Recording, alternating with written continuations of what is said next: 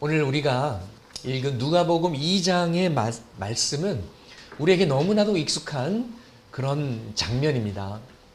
우리가 크리스마스 카드에서도 보고 성탄 시즌이 되면은 자주 접할 수 있는 그런 모습들이죠. 베들레헴 마을이 있습니다. 또 요셉과 마리아가 나옵니다. 누추한 마구간, 그리고 구유에 누우신 아기 예수, 들판에서 나타난 천사, 양떼를 돌보던 목자들, 그리고 천군 천사들이 나타나서 하나님을 찬양합니다. 높이 계신 하나님께는 영광이요, 하나님께서 기뻐하시는 자들에게는 땅에는 평화로다. 참 멋있는 장면이고요, 아름다운 장면입니다. 어느 드라마를 촬영하는 그 과정을 담은 그 특집을 본 적이 있습니다. 메이킹, 드라마 메이킹하는 그런 프로그램이죠. 비하인드 씬즈라고 말할 수 있겠습니다. 근데 이제 그 드라마 이야기가 여름에 일어나는 일들인데 정작 촬영할 때는 겨울 시즌이었어요. 그래서 배우들이 반팔 여름 옷 입고 나왔는데 그 촬영 날씨는 굉장히 추운 겨울 날씨였습니다. 그래서 감독이 컷하고 이렇게 촬영 끝나면은 옆에 있던 스태프들이 이제 코트를 주면은 막 어휴 추워 막 코트 막 이제 입고서 벌벌벌 떠는 그런 모습이 이제 담긴 거를 봤는데요. 야, 배우도 참 이런 어려운 면이 있구나. 또 극한 직업이라고도 할 수 있겠구나. 이제 그런 생각을 한 적이 있습니다. 근데 드라마만 보면 겨울인지 여름인지 알 수가 없어요. 그림은 아름답지만 현실은 힘들었던 것입니다. 여름 날씨로 보였지만 사실은 겨울 날씨였던 것입니다.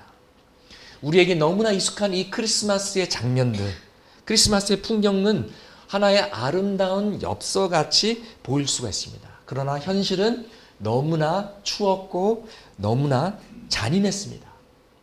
요셉과 마리아는 방을 구할 수가 없었습니다. 아무래도 요셉이 임신한 아내를 데리고 오다 보니 아마도 늦게 도착했겠죠.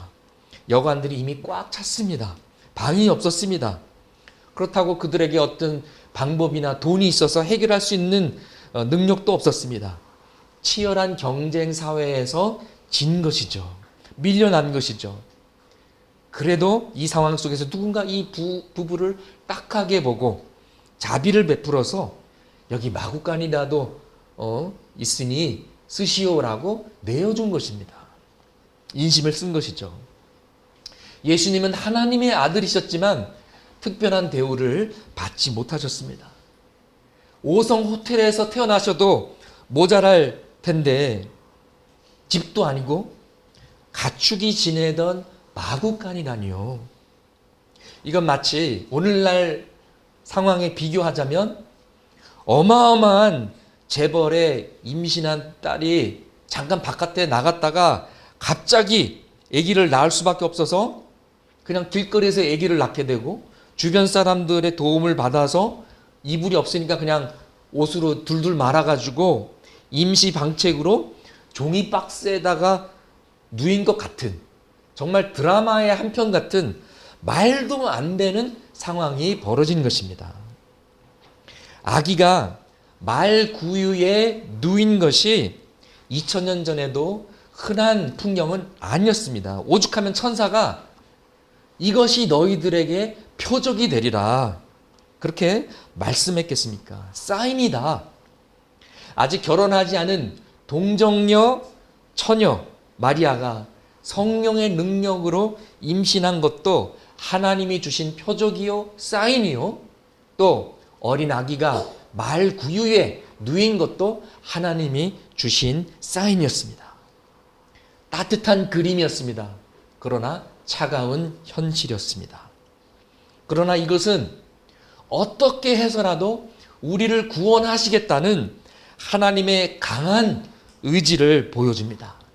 우리를 구원하시기 위해서 무슨 고통과 어려움이라도 감수하겠다는 하나님의 열심을 우리가 볼 수 있습니다.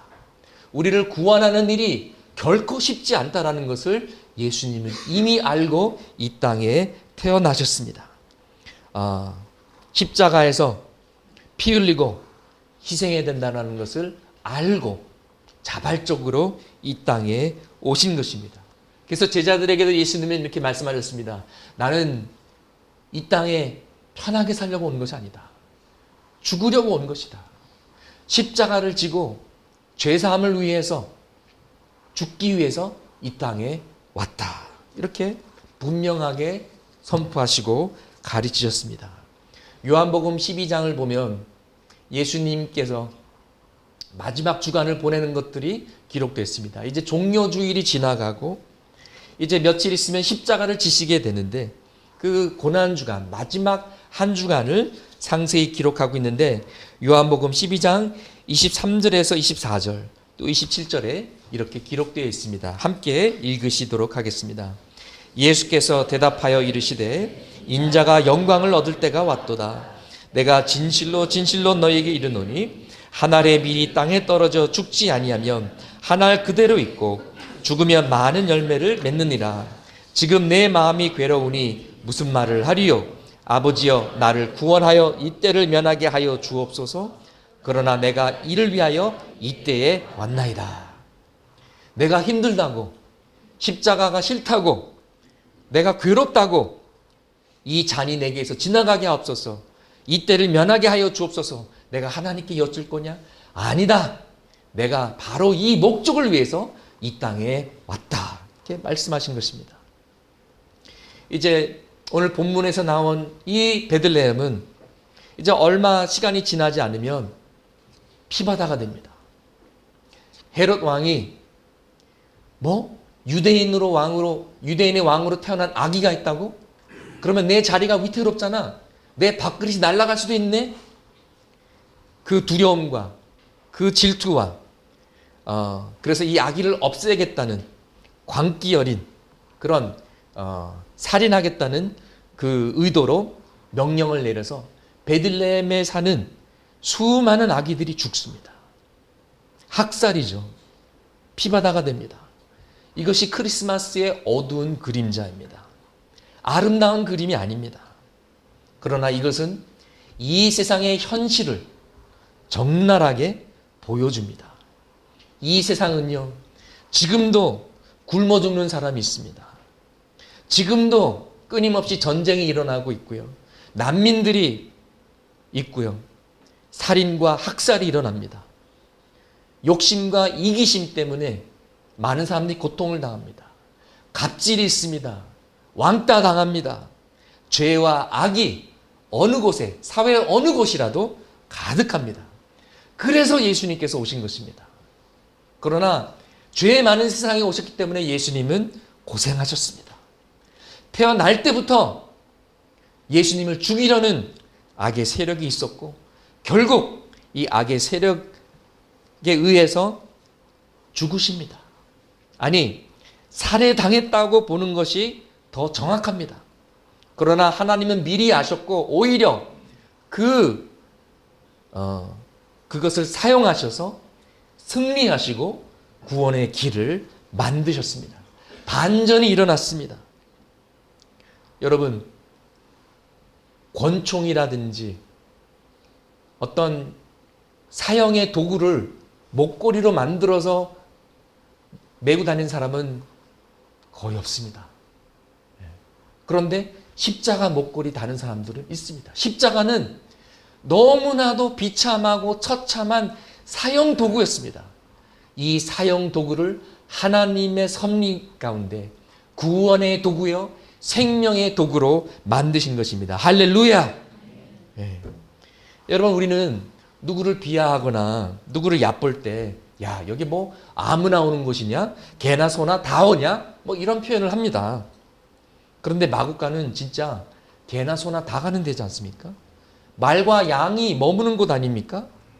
예수님께서 저 높고 높은 영광의 보좌를 내려놓으시고 이 낮고 낮은 땅으로 임하셨고 마국간에 또 구유에 임하셨습니다. 하나님이신 예수님께서 인간이 되셨고 영이신 주님께서 성육신을 입으셨고 창조주가 창조물이 되는 이 신비스럽고 이 놀라운 성탄의 탄생은 하나님의 사랑 때문에 가능했습니다. 하나님께서 우리를 반드시 구원하시겠다라는 것입니다. 마구간도 괜찮다. 냄새나도 괜찮다. 아니, 그거보다 더한 것도, 십자가의 고통도 감수하겠다. 십자가의 죽음도 감수하겠다. 하나님 아버지께 버림받아도 그 고통을 견디고 굳이 죽어가는 영혼들, 잃어버린 영혼들을 내가 구하리라. 오직 너를 구할 수 있다면 내가 그 길을 가겠다. 예수님께서 결단하고 오신 것입니다. 이것이 저와 여러분을 향한 하나님의 사랑이요, 하나님의 강한 의지입니다. 이 하나님의 열심이 우리를 구원하셨습니다. 할렐루야. 그리고 앞으로 더 많은 영혼들을 구하실 것입니다. 우리가 그 구원의 사역에 쓰임받기를 원합니다. 여러분, 예수님이 태어나신 그날에는 동방박사들 없었습니다. 동방박사들의 황금과 몰약과 유황에 정말 번쩍번쩍거리고 멋있는 선물들이 없었습니다. 거의 아무도 몰랐습니다. 오직 들판에서 양치던 목자들만 천사가 알려줘서 알게 되었고 그들만이 가서 예수님께 경배 드렸던 것입니다. 여러분, 그 당시 목자라는 직업은 존경받는 직업이 아니었습니다. 사람들이 깔보는 직업이었습니다. 지붕 없는 들판에서 양들과 자야 되고 이슬 맞으면서 일어나야 되는 극한 직업이었습니다. 밤을 새는 것도 정말 밥 먹듯이 해야 됐고요. 매일 샤워할 수 없는 상황에서 그들의 옷에서 꽃냄새가 나지 않았을 것입니다. 돈 많이 버는 직장이 아니었습니다. 존경받는 직장이 아니었습니다. 사회에서 멸시당하던 그들이었습니다. 그런데 왜 천사들이 굳이 이 비천한 사람들에게 나타났을까요? 아무도 몰랐는데, 소수에게만 이 사실을 알렸는데 왜 목자들을 선택하셔서 이들에게 메시아의 탄생을 알렸을까요? 그 이유가 무엇일까요? 먼저 하나님의 사랑은 낮은 곳에도 임합니다. 마곡과 같은 누추한 곳에도 하나님의 사랑은 임하고요. 거의 길거리에서 잠자는 노숙자 비슷하게 살아가던 목자들에게도 임했던 것입니다. 하나님의 사랑은 이 세상 사람 모두를 위한 것입니다. 남녀노소, 배운 자, 못 배운 자, 누구를 막론하고 모두에게, 누구에게 나타나는 것이 하나님의 사랑입니다. 죄인이라도, 가난하더라도, 못 배웠어도, 병들었어도, 귀신 들렸어도 누구에게나, 누구라도 하나님은 우리를 사랑하십니다. 아멘. 네. 그래서 온 백성, 모든 사람들에게 미칠 큰 기쁨의 좋은 소식은 하나님께서 나 같은 죄인도 사랑하신다라는 것입니다. 여러분과 저를 사랑하신다라는 것입니다. 누가 친구의 정의를 이렇게 설명했습니다. 친구는 나의 장점과 좋은 점뿐만 아니라 나의 단점과 나쁜 점까지 다 알면서도 그럼에도 불구하고 나의 친구로 남도록 선택한 사람이 친구다. 그것이 진정한 친구죠. 예. 하나님은 우리를 너무나 잘 아십니다. 우리의 좋은 것뿐만 아니라 우리의 수치스러운 것, 우리의 이기심, 우리의 고집, 우리의 욕심, 우리의 죄악 다 아심에도 불구하고 우리를 사랑하십니다. 죄인인 우리를 사랑하시는 것입니다. 이것이 복음입니다. 나 같은 죄인도 사랑하시는 하나님의 사랑. 여러분 이렇게 서로 인사 나누셨으면 좋겠습니다.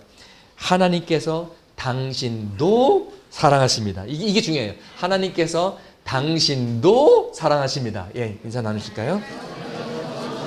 네. 네, 너무 놀랍지 않습니까? 예. 하나님께서 너도 사랑하시고 나도 사랑하시는, 이것이 놀라운 복음의 메시지입니다. 그런데 왜 하필 목자들을 선택하셨을까요? 하나님은 아브라함에게 독생자 아들을 희생하는 것이 얼마나 괴롭고 얼마나 힘든 것인지를 보여주셨습니다. 특권이죠.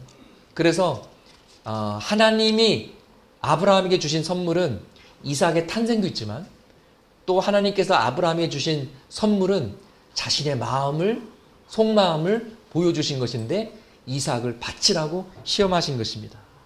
그래서 아들을 희생한다는 것이 얼마나 힘든지 보여주신 것입니다. 여호와 이레의 참뜻은 바로 이겁니다.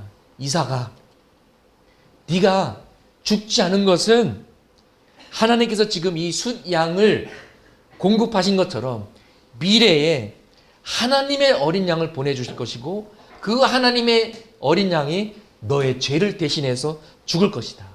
너의 죄뿐만 아니라 나의 죄를 위해서, 온 인류의 죄를 위해서 죽을 것이다. 하나님께서 구원의 길을 공급하시고 어린 양을 보내주실 것이다. 여호와 이레, 바로 여호와 이레의 참뜻은 이런 뜻입니다. 또 하나님은 호세아 선지자에게 아내가 배신하고 불륜을 저지르는 것이 얼마나 가슴이 찢어지는 일인지 체험하게 하셨습니다.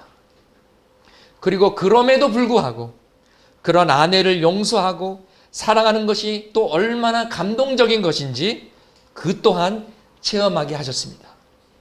그러면서 하나님 아버지의 심장을 보여주셨습니다. 나의 신부 이스라엘, 나의 아내 이스라엘이 나를 배신하고 우상을 섬기고 영적인 간음을 저지르지만 내가 끝까지 사랑하리라. 용서하고 반복해서 또 용서하고 받아주고 용서하고 끝까지 사랑하리라. 이 마음을 호세아에게 보여주신 것입니다.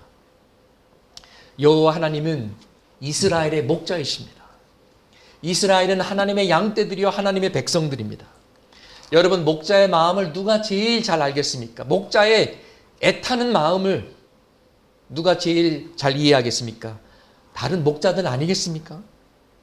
여러분, 우리가 젊어서는 아버님, 어머님 나 사랑해 뭐 대충 알고 있었죠. 머리로 알고 있었죠. 그런데 결혼해서 우리도 아들, 딸 낳고 보니까 드디어 부모의 사랑을 좀 더 느낄 수 있는 거예요.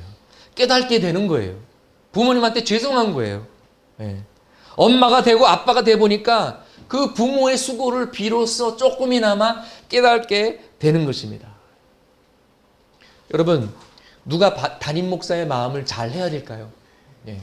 부목사, 전도사, 사역자들이 그래도 그나마 좀 많이 이해를 합니다. 그리고 또 목자들, 목자들이 목장 해보니까 쉽지 않거든요. 아이고, 나는 우리 목장에 겨우 5명, 6명 돌보는데도 이렇게 힘든데 우리 목사님은 얼마나 힘드실까? 조금씩 이해가 되는 것이죠. 그래서 저도 이제 목회하다 보니까요, 목사님들이 존경스럽고요. 특별히 20년, 30년 목회하신 분들이 존경스럽고요. 우리 김달련 목사님처럼 끝까지 신실하게 목회 잘 하시다가 은혜스럽게 은퇴하신 분들 정말 존경합니다. 리스펙트. 리스펙트. 와, 쉽지 않아요. 또 결혼해서 살아보니까 결혼하신 분들은 알겠지만 결혼 생활도 쉽지 않거든요. 그래서 결혼해서 20년, 30년 결혼하신 분들도 존경합니다. 리스펙트. 30년 동안 어떻게 서로 죽이지 않은 것만 해도 기적인데, 와, 존경합니다. 존경합니다. 이스라엘의 목자들은요, 양들을 키울 때 양들을 키워서 잡아먹으려고 키우지 않았습니다. 털을 깎으려고 키웠습니다. 물론 제사 드릴 때 양들을 바쳤습니다. 또 유월절 같은 특별한 날에 양고기를 먹었습니다. 그러나 주 목적은 식용이 아니었어요. 양털이었습니다. 양들은요, 목자의 도움 없이는 생존할 수 없는 동물이에요. 일단 야생에서 스스로 살아남을 수가 없어요. 무슨 날카로운 무슨 발톱, 손톱이 있는 것도 아니고요. 뿔이 있는 것도 아니고요. 자기를 보호할 수 없습니다. 이리가 나타나서 잡아먹으면 그냥 잡아먹혀요. 예. 누군가가 보호를 해줘야 됩니다. 또 눈이 나빠서 앞을 잘 못 봅니다. 예. 그래서 자꾸만 길을 잃어버려요. 근데 또 고집은 되게 세요. 예. 낭떠러지라도 그냥 이 길 계속 그냥 가요. 예. 스스로 눈이 안 좋아서 푸른 초장과 맑은 시냇가를 찾아갈 수 없습니다. 누군가가 이끌어줘야 됩니다. 또 몸은 통통하고 다리는 또 얇고 그래가지고 넘어지면은 다 패배해가지고 자기가 스스로 일어날 수가 없어요. 목자가 쭉 달려가가지고 다시 일으켜줘야 돼요. 하나부터 열까지 목자가 챙겨주지 않으면 양은 죽습니다. 예. 그렇게 챙겨주고 돌보다 보면 목자가 양들에게 정들지 않겠습니까? 예.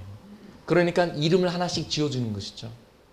제가 한 번은 양 목장을 방문했는데요. 그 주인이 그러더라고요. 아, 내가 사람들은 다 얼굴이 비슷비슷해서 잘 모르겠는데 양들은 다 다르다고. 제 눈에는 다 똑같이 보이는데. 예. 그래서 이름을 다 소개를 하는 거예요. 그리고 신기하게 이름을 부르면 딴 애들은 안 오고 그 양만 와요. 진짜. 양들이 목자 음성을 알더라고요. 예. 그래서 다 이름들이 있는데 한 마리만 이름이 없어요. 왜 그러냐 그랬더니 쟤는 식용이래요. 예. 걔는 잡아먹는다고 정을 안 주는 거예요. 그래서 이름도 안 줬어요. 이름이 없는 양. 예. 요즘 사람들이 애견 동물들을 많이 키우면서 많이들 사랑하는 모습들을 종종 볼 수 있습니다. 그래서 뭐 강아지, 고양이를 위한 뭐 특별한 병원도 있고요. 그 애견 동물들을 위한 뭐 건강보험에다가 뭐 수술보험, 실비보험까지 있고요. 또 죽으면은 또 뭐 장례식도 하고 뭐 묘지까지 하고, 예, 뭐 거의 뭐 가족 수준으로 사랑하더라고요. 저희도 미국에 살면서 강아지 한 마리를 키워봤는데요. 저도 처음엔 정 안 주려고 그러는데 정이 가더라고요. 그리고 식구처럼 되더라고요. 예, 그래서 이름이 이사벨이었는데 조철이, 예, 그리고 애들이 있고, 예, 조 이사벨. 예, 그래서 하나의 식구처럼, 예, 됐고요. 이제 나이가 들어가지고 죽었을 때 식구들이 다 엄청 펑펑 울었어요. 너무너무 슬펐어요. 예, 제 아내는 너무 슬퍼가지고 다시는 걔 안 키운다고. 다시는 강아지 이제 정 안 준다고. 너무 막 슬퍼가지고. 예. 그러니 개 한 마리한테도 그러는데 목자의 양 얼마나 애틋한 관계였겠습니까? 그래서 요한복음 10장 3절 말씀에도 예수님께서 양은 목자의 음성을 알고 듣나니 목자가 자기 양의 이름을 각각 불러 양의 우리에서 불러낸다고 하셨습니다. 양 한 마리 한 마리 불러내는 거예요. 이름이 있는 거예요. 양은 그냥 물건이 아니라 이름이 있는 관계를 가진 자기 아들, 딸처럼 목자들이 돌보는 그런 존재였다라는 것입니다. 그런데 하나님과 우리의 관계를 비유로 목자와 양으로 비유하신 거죠. 우리는 양이 아니잖아요. 양은 하나님의 형상으로 지음받지 않았습니다. 우리는 사람이잖아요. 하나님의 형상으로 지음받고 소중한 존재고 하나님께서 자기의 아들을 희생하실 만큼 귀한, 깊이 사랑하는, 아끼시는 존재라는 것입니다. 그래서 예수님께서 우리에 대한 사랑을 이렇게 표현하셨는데요. 요한복음 10장 11절에서 11절 같이 읽으시겠습니다. 나는 선한 목자라. 선한 목자는 양들을 위하여 목숨을 버리거니와 삭구는 목자가 아니요 양도 제 양이 아니라 이리가 오는 것을 보면 양을 버리고 달아나나니 이리가 양을 물어가고 또 해치느니라. 또 요한복음 10장 14절에서 15절 읽습니다. 나는 선한 목자라. 나는 내 양을 알고 양도 나를 아는 것이 아버지께서 나를 아시고 나는 양을 위하여 목숨을 버리노라. 여러분, 목숨을 버릴 정도면 엄청 사랑하는 거예요. 엄청 사랑하는 거예요.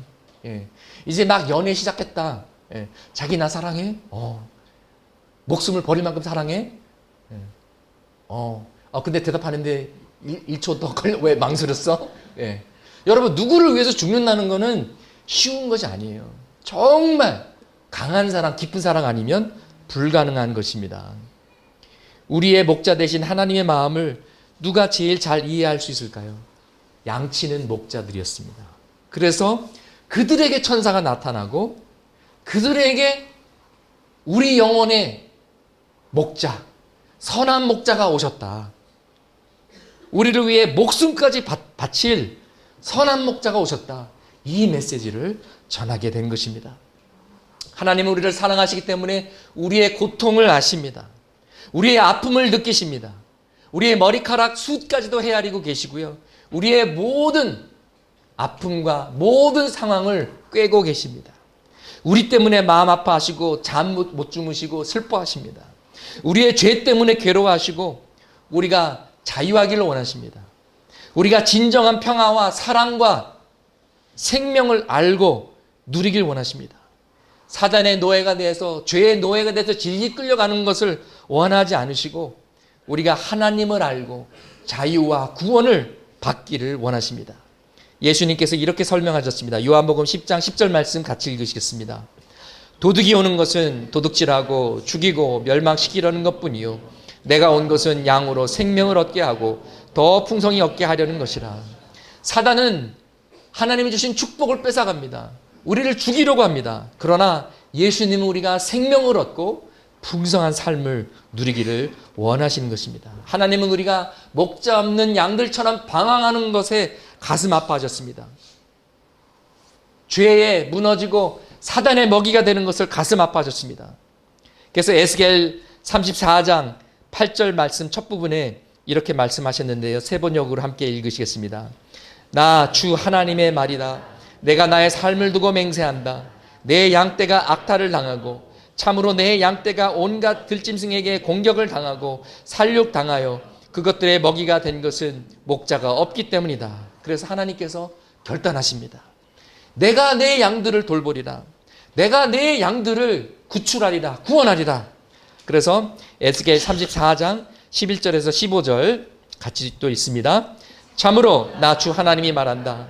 내가 나의 양떼를 찾아서 돌보아 주겠다. 양떼가 흩어졌을 때에 목자가 자기의 양들을 찾는 것처럼 나도 내 양떼를 찾겠다. 캄캄하게 구름 낀 날에 흩어진 그 모든 곳에서 내 양떼를 구하여 내겠다.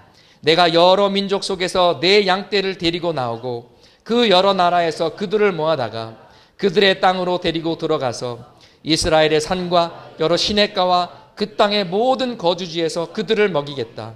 기름진 초원에서 내가 그들을 먹이고 이스라엘의 높은 산 위에 그들의 목장을 만들어 주겠다. 그들이 거기 이스라엘의 산 위에서 좋은 물을 뜯어 먹을 것이다. 내가 직접 내 양떼를 먹이고 내가 직접 내 양떼를 눕게 하겠다. 나 주 하나님의 말이다. 아멘. 내가 내 양떼를 눕게 하겠다. 여러분이 아시는 것과 같이 양떼들은요, 편안하지 않으면 절대로 눕지 않습니다. 불안하면 절대로 눕지 않습니다. 저거 멀리서 이리가 내가 넌 잡아먹어야지 그러면 불안해가지고요 눕지 못해요. 선한 목자가 보호해주고 모든 것이 충족돼야만 눕고 안식을 누릴 수가 있는데 하나님께서 그렇게 하시겠다라는 것입니다. 오늘 천사가 큰 기쁨의 좋은 소식을 너희에게 전하오니, 큰 기쁨, 그냥 좋은 소식도 아니고요, 그냥 기쁨의 소식도 아니고요, 큰 기쁨의 좋은 소식, good news of great joy.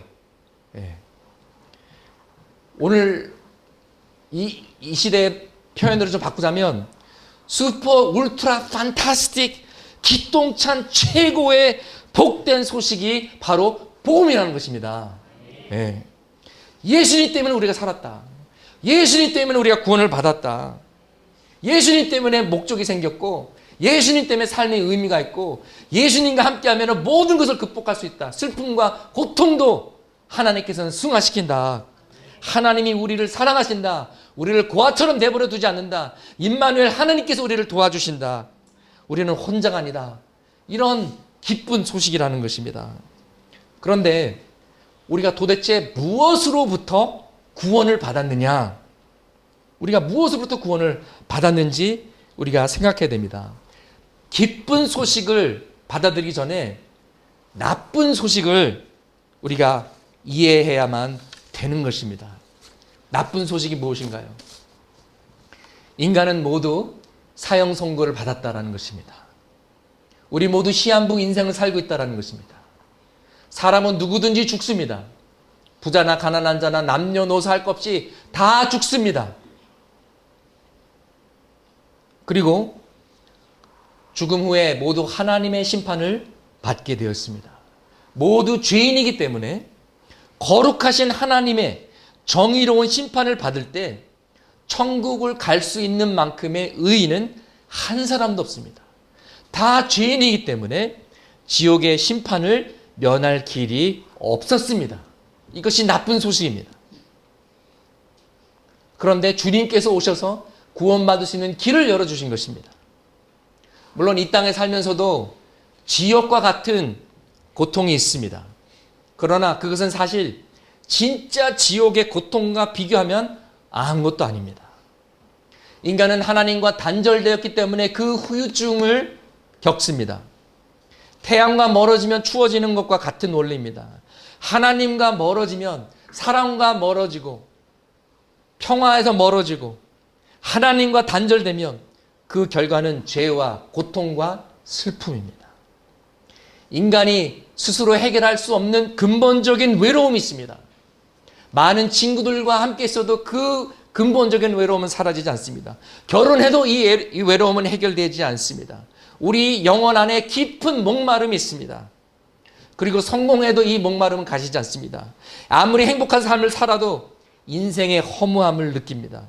하나님을 모르면 인생의 궁극적인 목적을 알 수 없습니다. 우리의 사명과 우리의 소명을 알 길이 없습니다. 인생의 존재 목적을 알 수가 없습니다. 그리고 미래에 대한 두려움과 불안감을 우리 스스로 해결할 수가 없습니다. 다가오는 죽음에 대한 두려움이 있습니다. 또 심판과 지옥에 대한, 정말 지옥이 있는 것인가, 천국이 있는 것인가, 내세가 있는 것인가, 해결할 수 없는 두려움이 있습니다. 여러분, 하나님의 나라, 천국은 분명히 있습니다. 동시에 지옥도 분명히 있습니다. 지옥은 하나님이 안 계신 곳입니다. 하나님의 임자심이 없고 하나님의 빛도 없고 하나님의 사랑도 없고 하나님의 친절하심도 없고 하나님의 보호하심도 없습니다. 그렇기 때문에 어둡습니다. 그렇기 때문에 외롭습니다. 그렇기 때문에 추운 곳입니다. 성경은 지옥에 대해서 여러 번 말하고 있고 경고하고 있습니다. 그 중에서도 예수님께서 지옥에 대해서 제일 많은 말씀을 하셨고 제일 많은 경고를 하셨습니다. 그곳에 가지 않기를 원한다. 경고하셨습니다. 네 오른쪽 눈이 죄를 지면은 차라리 뽑아서 버려라. 눈 하나 없이 천국 가는 것이 온전한 몸으로 지옥에 떨어지는 것보다 훨씬 더 낫다. 그러면서 우리가 지옥에 가지 않도록 십자가를 지셨습니다. 십자가에서 지옥의 고통을 받으시면서까지 절대로 가지 말아라. 지옥에 대한 많은 성경 구절이 있지만 한 구절만 보겠습니다. 요한계시록 21장 8절 말씀입니다. 같이 읽습니다. 그러나 두려워하는 자들과 믿지 아니하는 자들과 흉악한 자들과 살인자들과 음행하는 자들과 점술가들과 우상 숭배자들과 거짓말하는 모든 자들은 불과 유황으로 타는 못에 던져지리니 이것이 둘째 사망이라. 지옥에서는 유황불에 불타면서 고통을 당하게 됩니다. 목마르지만 마실 물이 없습니다. 예수님께서 거지 나사로와 부자의 비유를 들면서 부자는 이 세상에서 편하게 살았지만 죽어서 지옥 가서 너무나 목말라서 주여 물 한 방울이라도 제 혀에 적시게 해 주십시오 하고 구했지만은 그 목마름을 해결할 수가 없었습니다. 배고파서 죽을 것 같아도 죽지 못합니다. 여러 사람이 있어도 서로 말할 수 없습니다. 외롭습니다. 자고 싶어도 잘 수 없습니다. 안식이 없습니다. 여러분, 자살하는 사람들은요, 정말 죽고 싶어서 자살하는 것이 아니라 이 세상에 인생의 고통이 너무나 심해서 그 고통에서 벗어나기 위해서 자살하는 것입니다. 근데 지옥에서는요, 죽고 싶어도 죽지도 못합니다. 끝없는 고통입니다. 무엇보다도 지옥은 후회의 장소입니다. 모든 것을 알게 되거든요. 진리와 진실을 알게 되거든요. 아, 하나님이 진짜 계시구나. 천국과 지옥이 진짜구나. 내가 왜 교회 가지 않았을까? 내가 왜 예수님을 믿지 않았을까? 깨닫지만은 너무 늦었습니다. Too late. 내가 뭐가 그렇게 바쁘다고 교회를 안 갔을까? 목사님도 권면하고 내 친구들도 교회 가자고 예수 믿자고 수십 번 권했는데 내가 왜 똥꼬집 부리고 안 갔을까? 여러분, 영혼이라는 개념 우리가 참 이해하기 힘든 건데요. 정확하게 얘기하자면 시간이 없는 것이죠. 우리는 시간과 공간에 살고 있지만은 영혼에 들어갈 때 시간과 공간이 없는 그런 상황을 맞이하게 됩니다. 근데 우리의 제한된 생각으로는 그냥 뭐 10만 년 플러스 100만 년 플러스 100만 년 플러스 100만 년 이렇게 일단 우리가 제한적으로 이해할 수 있겠죠. 영혼이라는 것은요. 상상해 보세요. 작은 새 한 마리가 작은 스푼을 입에다 물고요. 지구에 있는 흙을 한 숟갈 떠서 100만 년을 날아가서 그 공간에 흙을 떨어뜨립니다. 그리고 또 다시 100만 년을 날아와서 다시 두 번째 스푼을 흙을 떠갑니다. 다시 또 100만 년을 날아서 그곳에 가서 흙을 떨어뜨리고요. 다시 또 100만 년을 날아서 다시 돌아오고 이것을 반복해서 지구에 있는 흙이 다 옮겨져 갈 때까지 지구 하나가 여기서 일로 옮겨갈 때까지 옮겨 놓습니다. 그러면 그것이 영원한 세상에서의 첫날입니다. 그리고 그 두 번째 날은 여기 있던 지구를 다시 이쪽으로 옮기는 거예요. 둘째 날 끝났습니다. 영혼은 영원한 것입니다. 영어에 이런 표현이 있습니다. You would not wish hell upon your worst enemies. 여러분이 가장 증오하고 가장 미워하는 원수라도 지옥에 가기를 원하지 않을 거라고. 그 정도로 지옥은 정말 가면 안 되는 곳입니다. 하나님은 우리가 지옥에 가는 것을 막기 위해서 하실 수 있는 것을 다 하셨습니다. 오죽하면 자기 아들을 내어서 자기 아들이 죽도록 내어주셨겠습니까? 예수님께서 죽도록 우리를 사랑하시고 절대로 가면 안 된다. 하나님이 하실 것은 다 하셨습니다. 이제 남은 것은 우리가 믿어야 되고 이 복음을 전해야 되는 것입니다. 오늘 우리가 왜 밥 먹고 전도하러 밖에 나가는 줄 아십니까? 크리스마스 행사로 나가는 거 아닙니다. 예수님을 모르면 지옥을 면할 수 없기 때문에 기회가 되든 안 되든 사람들이 우리를 웃고 조롱하든 말든 믿든 안 믿든 나가서 복음의 씨앗을 뿌려야 되는 것입니다. 이것이 우리가 평생 해야 할 사명임을 믿습니다. 우리가 먼저 우리가 받은 구원에 감사하고 지옥이 이렇게 terrible, 이렇게 정말 무서운 곳인데 이것으로부터 나를 구원해 주셨구나. 정말 큰 기쁨의 좋은 소식이구나. 할렐루야 감사함과 동시에 가까운 데서부터 멀리까지 전도하고 선교의 삶을 우리가 살아야겠습니다. 노아의 방주처럼 창립교회가 복음의 방주가 되기를 소원합니다. 우리가 자나깨나 구원, 자나깨나 복음, 자나깨나 예수 그리스도 잊지 않았으면 좋겠습니다. 우리가 왜 삽니까? 우리가 왜 멀쩡한 주일날 집에서 쉬고 친구들이랑 놀러 갈 수 있고 쇼핑 갈 수 있고 편하게 있을 수 있는데 왜 교회에 나옵니까? 왜 헌금합니까? 왜 교회를 섬깁니까? 봉사합니까? 고생합니까?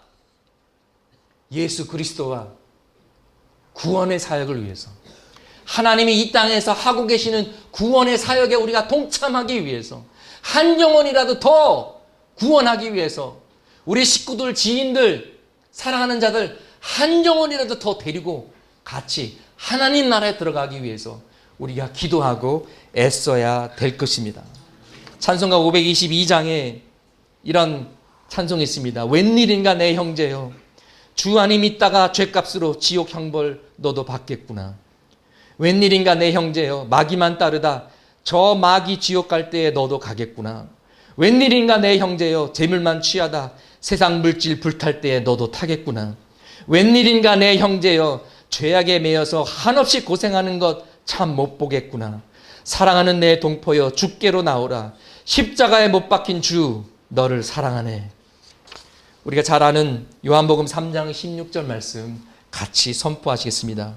하나님이 세상을 이처럼 사랑하사 독생자를 주셨으니 이는 그를 믿는 자마다 멸망하지 않고 영생을 얻게 하려 하심이라. 아멘. 여러분, 주님의 사랑을 아는 것이 가장 큰 축복입니다. 구원받는 것이 가장 큰 축복입니다. 여러분 예수님 꼭 믿으시고요. 또 우리가 평생 예수님의 사랑, 구원의 복음을 전하는 삶을 살기를 원합니다. 그런데 이 구원에는 예수님께서 치르신 대가가 있었습니다. 십자가에서 자신의 생명을 내려놓으시고 우리를 위해 피 흘리셨습니다.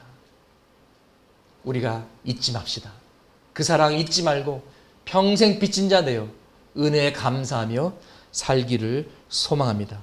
성탈의 본질은 우리를 구원하시려 이 땅에 오신 예수 그리스도의 사랑, 하나님의 사랑입니다. 오늘 나갈 때에 이 사랑을 품고 전도하기를 소망합니다.